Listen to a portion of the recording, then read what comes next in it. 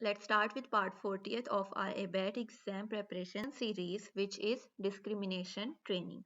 What is discrimination training? Discrimination basically refers to differentiating. So discrimination training in ABA refers to helping individuals learn to respond differently to distinct stimuli based on their specific characteristics. In other words, it is a process of teaching a person to differentiate or discriminate between various stimuli by reinforcing the correct response to a particular stimulus while ignoring or not reinforcing the response to other stimuli. Discrimination training is essential in helping learners develop the ability to respond to specific cues or situations while ignoring irrelevant or distracting stimuli. So what is the basic concept of discrimination training? It involves reinforcing a behavior in presence of specific stimulus. We call that stimulus discriminative stimulus or ST. Discriminative stimulus or ST refers to the stimulus that cues the availability of reinforcement. And discrimination training involves not reinforcing the behavior in the presence of other stimuli. The other stimuli are called S delta and we present it with this sign. So basically S delta are the stimuli that cues the unavailability of reinforcement. For example, if a child is taught to identify colors, they might receive reinforcement for correctly identifying the color red, but not for identifying the color blue because you are teaching the child to discriminate between the red color first. Phases of discrimination training. The phases include establishing the target behavior. The first step in discrimination training is identifying the behavior that should be reinforced. For example, you are establishing the target behavior like saying hello in response to greeting or pointing to the correct object. So this behavior will be reinforced when it occurs in the presence of the ST. Introducing the ST, you have to introduce the ST. The ST is introduced to signal when reinforcement is available for behavior. The learner is given an opportunity to respond when this stimulus is presented. For example, the ST could be a teacher showing a red card and saying touch the red card. So this would be the introduction of the ST and the target response would be the child touching the red card, receiving the reinforcement. Now S delta should be presented because you are not just teaching a skill but you are also training them for discrimination. So you will also present S delta. The S delta represents a situation where reinforcement is not available. The learner is expected not to perform the target behavior. For example, the teacher will show a blue card now and say touch the blue card. But if the child touches the blue card, they won't receive reinforcement. Reinforcement for correct response. When the learner responds correctly to the ST touching the red card, when instructed, the behavior is reinforced. Withholding reinforcement for incorrect response, like touching the blue card, no reinforcement would be provided. Fading and generalization.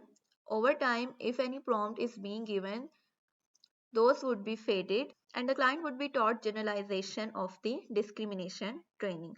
For example, the learner might practice identifying the red color not only with the teacher but also at home or in the community, ensuring they can generalize the skill across multiple environments. Types of discrimination training.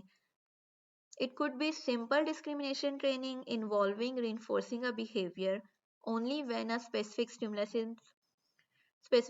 is present and not reinforcing it when other stimuli are present. For example, teaching a child to say please when asking for something. The child is reinforced for saying please but not for saying thank you or other words. Stimulus generalization. A learner responds similarly to stimuli similar to the SD, even though they were not directly trained with the stimulus. For example, if a child learns to say hello when they see their teacher, they may also say hello when they see other familiar adults. So this would be stimulus generalization. Multiple stimulus discrimination training. This is a type of discrimination training which involves reinforcing a response to one stimulus while ignoring or not reinforcing responses to other stimuli to multiple stimulus that are presented simultaneously or in succession. For example, the child is presented with multiple objects, red, blue, green cards, and is reinforced for touching the red card, not for touching the blue or green card. Conditional discrimination. This is more complex form of discrimination training where the learner must respond correctly to a stimulus based on the presence of another stimulus. Now let's understand this with an example.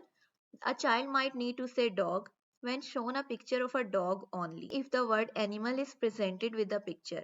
If the word fruit is presented, the child must not say dog but might need to say apple.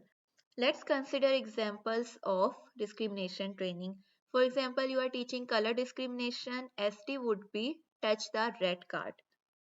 Response is learner touching the red card. Consequence would be reinforcement for touching the red card. S delta touch the blue card.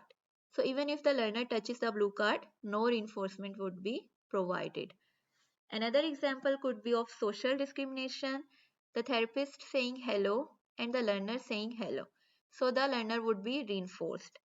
The therapist say goodbye. If the learner says hello, no reinforcement is provided. Benefits of discrimination training include promoting selective responding, facilitating skill acquisition, and encouraging generalization.